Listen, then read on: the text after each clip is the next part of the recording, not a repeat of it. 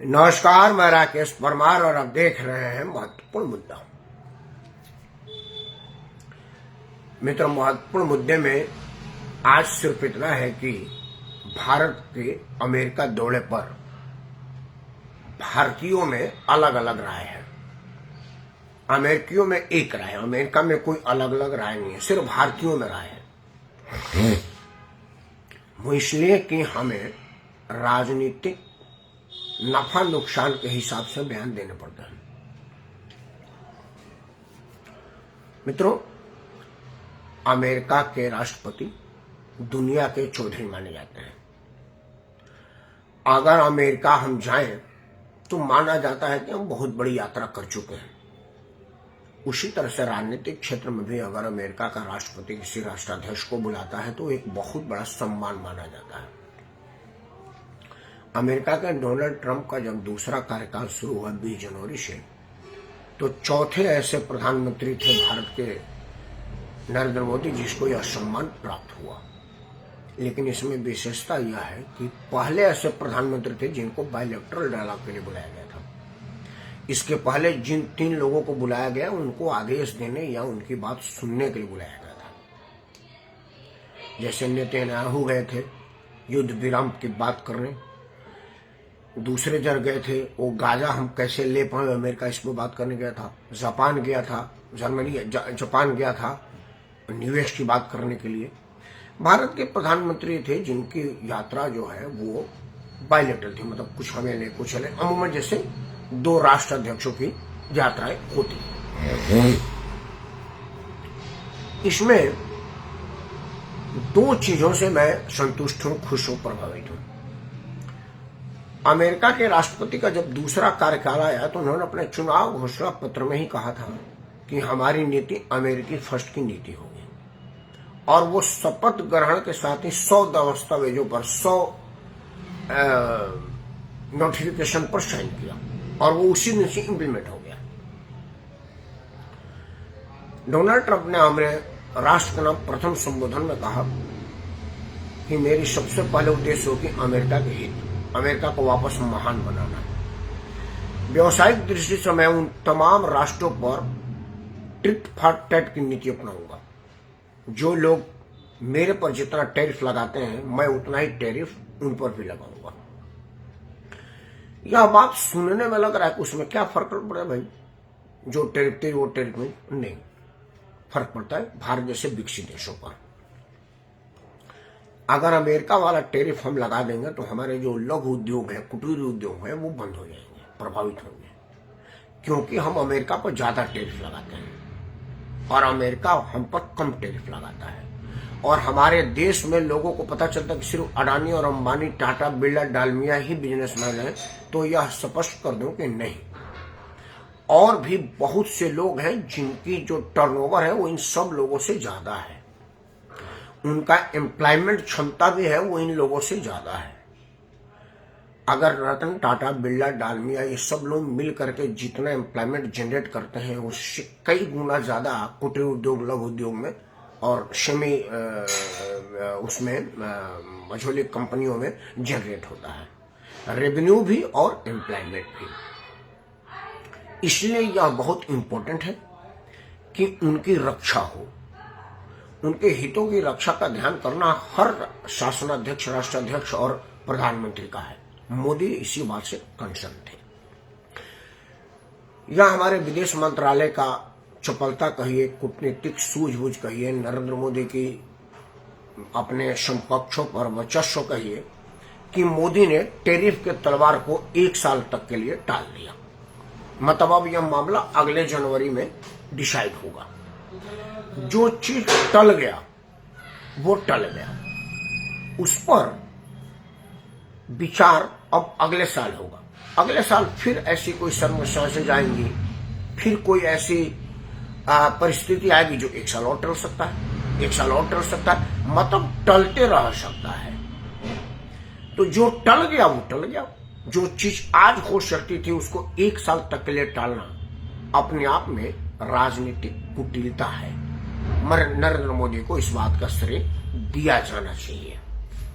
दूसरा और सबसे महत्वपूर्ण बात है कि नरेंद्र मोदी ने जो जो चीज चाहा ट्रंप से वो मनवाया। सबसे जरूरी था हमारे देश के आतंकी जो अमेरिका में पनाह लिए थे, देश के दुश्मन जो अमेरिका से रह करके देश के विरुद्ध दुश्मन करते थे, उन सबका प्रत्यार्पण का रास्ता साफ हो गया। पाकिस्तानी तब्बुर राना का तो अमेरिकी राष्ट्रपति ने अपने संबोधन में कहा कि कल अमेरिका जो चाहे तो भारत के प्रधानमंत्री अपने जहाज में बैठा के ले जा सकते हैं, तुरंत ले गए। अब वो कानूनी प्रक्रिया है, 2 दिन लगेगा कि 20 दिन लगेगा, यह कानूनी प्रक्रिया। मतलब अब किसी तरह के कोई, हाँ बताएंगे नीतीश भाई 2 मिनट रुक जाओ, उस पर भी चर्चा करेंगे, ये भी आएगा अपना। तो यह होगा। अब हमारे नीतीश सिंह जी ने कहा है, इन पर भी कहूंगा क्योंकि इन लोगों को भी तो कहना है। असल में मेरा संबोधन नीतीश भाई जैसों के लिए ही है। तो कई चीज है हमारे अपने लोग अपने अपने हिसाब से देखते हैं। जैसे एक तस्वीर वायरल हो रहा है कि जब भारत के प्रधानमंत्री गए तो एक महिला उनको रिसीव करने आई। अब सारे गोदी मीडिया वाले लोग परेशान हो गए कि यह तो अपमान हो गया, डोनाल्ड ट्रंप तो मिलने ही नहीं आया, एक महिला को भेज दिया। यह कैमरा की बाजीगरी थी। असल में वो महिला डोनाल्ड ट्रंप के परिवार से थी और वो दोनों लोग आ रहे थे। डोनाल्ड ट्रंप तुरंत गले मिले, वह काट करके सिर्फ वो वाला दिखाया गया जिसमें महिला उनको अंदर लेकर के जा रही है। उस गर्मजोशी को किसी ने नहीं दिखाया, हालांकि चैनलों पर था। जब डोनाल्ड ट्रंप ने कहा कि I miss you my friend, I miss you. उन्होंने एक पुस्तक भेंट किया जिसमें लिखा था you are the best my friend, you are best. यह सब कूटनीतिक बयानबाजी से कुछ बहुत फर्क होने वाला नहीं है। अगर नरेंद्र मोदी को बेस्ट ना भी कहते तो कोई बहुत फर्क पड़ता नहीं है। 140-50 करोड़ वाले लोकतंत्र के शासनाध्यक्ष को highest civil authority of India प्रधानमंत्री को बोलते हैं। लेकिन यह कूटनीति बात है और यह गेस्चर बोलते हैं। उन्होंने गुड गेस्चर का मुजाहरा किया, प्रदर्शन किया, हम इसका स्वागत करते हैं। लेकिन एक तस्वीर और देर रहा है। जब भारत के राष्ट्रपति प्रधानमंत्री जी कुछ साइन कर रहे हैं तो अमेरिका के राष्ट्रपति उनके ठीक पीछे खड़े हैं। बगल में कुर्सी खाली तो बैठ भी सकते थे। लेकिन यह अपने मेहमान का सर्वोच्च आदर का प्रदर्शन का पराकाष्ठा है। मैं समझता हूं कि ये एक्सट्रीम रेस्पेक्ट ऑफ होस्ट का श्रेणी में आएगा। डोनाल्ड ट्रंप ने यह किया। यह 140-50 करोड़ के शासन अध्यक्ष के प्रति अगाध आस्था है जिसकी मैं सराहना करता हूं। डोनाल्ड ट्रंप का सम्मान करता हूं, नरेंद्र मोदी का बखान करता हूं। अब नीतीश भाई वाली बात कह देते हैं। भारत के प्रधानमंत्री ने अमेरिकी राष्ट्रपति के सम्मुख ये बात कहा कि जो लोग अवैध घुसपैठ किए हैं हम उसको लेने को तैयार हैं और अगर आप उनको वापस करते हैं तो उसमें कोई बुराई नहीं है। अवैध तरीके से आए हुए लोगों को वापस करना ही चाहिए। लेकिन वो गुंडे लोग नहीं हैं, सारे एक शरीफ घराने के गरीब बच्चे हैं, तो उनको सम्मानजनक तरीके से भेजा जा सकता था। कहेंगे नीतीश भाई, इस पर भी चर्चा करेंगे। तो उसमें वह हकदार थे, उनको सम्मानजनक तरीके से बुलाया जा सकता था। लेकिन कांग्रेस के नेता और संयुक्त राष्ट्र में अस्थायी तौर पर सर्वोच्च शिखर पर नौकरी करने वाले शशि थरूर ने तुरंत यह कहा कि इस तरह के बिहेवियर अमेरिका या दुनिया की तरफ से आज पहली बार नहीं हो रहा है। जब नरेंद्र मोदी प्रधानमंत्री की सपना भी नहीं देख रहे थे कि मैं प्रधानमंत्री बन सकता हूं, तब भी हुआ। 2007 में भी इसी तरह से भेजे गए थे, 2008 में भी इसी तरह से भेजे गए थे। और ध्यान रखें कि 2007, 8, 9 में कांग्रेस के प्रधानमंत्री थे और कांग्रेस के नेता शशि थरूर हुआ करते थे और मंत्री भी, वो भी विदेश मामलों के। मतलब कोई भी राष्ट्र को यह अधिकार है कि अपने यहाँ के घुसपैठियों को किस तरह से भेजता है। अपने यहाँ सजा भी दे सकता था, अपने रिहेबिलिटेशन कैंप में रख सकता, अपने जेल में रख सकता, क्योंकि आप गैर कानूनी तरीके से घुसे हैं। मेरा तो यह मानना है अगर मैं प्रधानमंत्री होता आज की तारीख में, उन लोगों का सौभाग्य है कि मैं प्रधानमंत्री नहीं हूं, नहीं तो मैं उनको वहीं अरेस्ट कर लेगा एयरपोर्ट पर ही। क्योंकि आपने भारत का नाम डुबाया है, दुनिया के सामने शर्मिंदा किया है। आप उन दलालों के चंगुल में फंस गए, अपना 40-50 लाख रुपया बर्बाद किया, अपना नुकसान किया और देश का नाम खराब किया। आप पर कानूनी कार्रवाई होनी चाहिए, जेल जाए। और 420 का मुकदमा आप पर है। दो देशों के संबंधों को प्रभावित करने के गुनाहगार हैं आप। मैं तो इससे आगे कह रहा हूं, उनकी महिमा मंडल क्यों हो रहा है?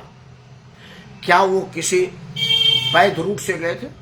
उनका रूट जानेंगे कि डंकी रूट बोलते हैं। नदी में, नाले में, सीवर में, पानी में, जंगल में होते हुए तुम्हें दुख तकलीफ से आके जा रहे हो 50 लाख 40 लाख रुपया खर्चा करके। मेरे पास 50 लाख रुपया होता तो 2 अमेरिकी लोगों को अपने यहाँ नौकरी पर रखता। मैं हमारे यहाँ चाकरी करता, मैं बिजनेस करता, क्योंकि 50 लाख एक बहुत बड़ी रकम भारत में होती है और बिजनेस के लिए बहुत बड़ा है। एक बड़ा स्टार्टअप 5 स्टार्टअप खुल सकता था 50 लाख में, जिसके लिए वो अमेरिका जा रहे हैं। लेकिन उनके मन में बहकावे में है, वो भ्रम में है कि अमेरिका कुछ बहुत बड़ी चीज है, धरती पर स्वर्ग जहां पांव रखने से सब कुछ तर जाएगा। वो दोषी हैं, अपराधी हैं, उनको सजा होना चाहिए। मित्रों, अमेरिका दौरे पर भारत को मिसाइल तकनीक का स्थानांतरण मिला। बाकी देश के लोगों को हथकड़ी लगाकर नहीं, सभी लोगों को देश का कर दी नीतीश भाई, सभी हथकड़ी लगाए हैं। सिर्फ एक अफ्रीकी देश है जिसने अपनी जहाज उतारने से मना कर दिया था, बाकी सबने स्वीकार किया। भारतीय को हथकड़ी न लगाई गई थी, सभी देशों के नागरिकों को हथकड़ी लगा करके भेजा गया था। अमेरिका का ये व्यवस्था ही है, कैदियों को ट्रेवल करने के लिए इसी तरह से पांव में हथकड़ी लगाई जाती है ताकि एक दूसरे से जुड़े रहे। अमेरिका का ये सिस्टम है। असल में नीतीश भाई क्या है कि हमारे देश में घुसपैठ पर कड़ा कार्रवाई करेंगे तो लोग वोट के राजनीति में चिल्लाने लगते हैं, क्योंकि अब भारत है, अमेरिका नहीं है। भारत में घुसपैठ की नाम लिखने पर सड़कें बंद कर दी जाती हैं, वो अमेरिका है। क्योंकि वहां के लोग अपने देश में अवैध तरीके से आए हुए लोगों को फांसी की मांग करते हैं, सत्ता पक्ष हो या विपक्ष हो। हमारे यहाँ उनका संरक्षण की मांग की जाती है। हमारे देश के संसद में घुसपैठिया संसद बन के बैठा हुआ है, लेकिन हम अभी भी उसके पक्ष में खड़ा हो जाते हैं, क्योंकि हमको हर हाल में वोट बैंक चाहिए। अब यही हथकड़ी वाला कांड है। आप इसलिए कर रहे हैं क्योंकि आप भाजपा विरोधी मानसिकता के हैं, इसीलिए आपको बुरा लग रहा है। अगर आप भाजपाई होते तो कहते कि नहीं ठीक है, थोड़ा सा और अच्छे से लाया जा सकता था। मित्रों, हमारे देश में अब एक एग्जांपल देता हूं, कुंभ है। कुंभ की कामयाबी पर दुनिया रिसर्च कर रही है कि वो एक कैसा व्यवस्था है जिसमें जितने लोग एक बार में इकट्ठा हुए हैं उतना तो कई कई देशों के नागरिक नहीं होते, और उसका बड़ा सुदृढ़ व्यवस्था हो रहा है। लेकिन हमको तो मक्खी वाला हाल है, हमको मवाद चाहिए, पूरे शरीर में मवाद चाहिए। कहां से मवाद रीस रहा वहीं जाकर के बैठेंगे। हम यह कह रहे हैं कि कुंभ में मरे कितने, अरे कुंभ में तरे कितने पर चर्चा नहीं है, मरे कितने। देश का विपक्ष का नेता, मतलब उत्तर प्रदेश का विपक्ष का नेता सदन में पूछ रहा है कि आप यह गिनती गिन लिए कि कितने लोग आए थे, यह गिनती नहीं कि कितने मरे थे। अरे लाश गिनना किस सभ्य समाज के इंसान का काम है कि आप लाश गिने कि कितने लोग मरे, कितने लोग तरी चर्चा होने चाहिए। असल में क्या है कि हमारा राजनीतिक व्यवस्था ही सड़ गई है। हमको राष्ट्र हित कोई मतलब नहीं, हमको देश हित कोई मतलब नहीं, हमको चुनाव हित से मतलब है। उसके लिए चाहे हमको देश को बर्बाद करने के कगार पर जानी पड़े, हमें उसमें अपना लाभ दिखना चाहिए। क्योंकि हमारे नेतागण ये समझते हैं कि देश जाए रसातल में, हम पैसा कमा करके विदेश भाग जाएंगे जैसे और देशों के नेता भाग जाते हैं, और आपको यहीं छोड़ जाएंगे। दुनिया इसका उदाहरण है।